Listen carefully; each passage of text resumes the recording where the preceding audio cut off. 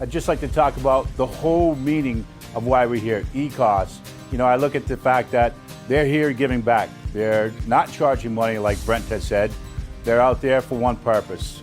Billy Martin, Danny Rains, Jim Vaughn, Dave McPeak, Rod Courtney, all these folks that have been here prior to me are here for one basic reason, and that is to make sure that everybody goes home in one piece. But I'm telling you, we can't effectively change behaviors unless we what? Unless we begin to challenge beliefs.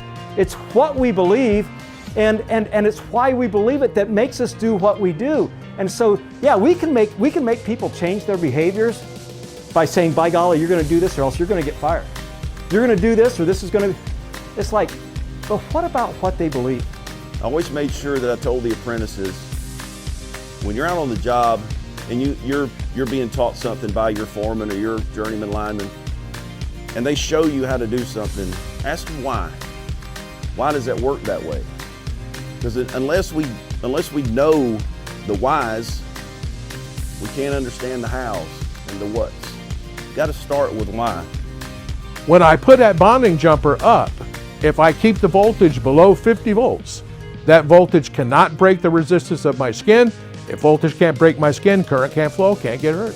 So now it doesn't matter if it's 50 milliamps or 50 amps or 500 amps or 5,000 amps. If I keep that voltage below that threshold where it can't break the resistance of my skin, I can't be hurt.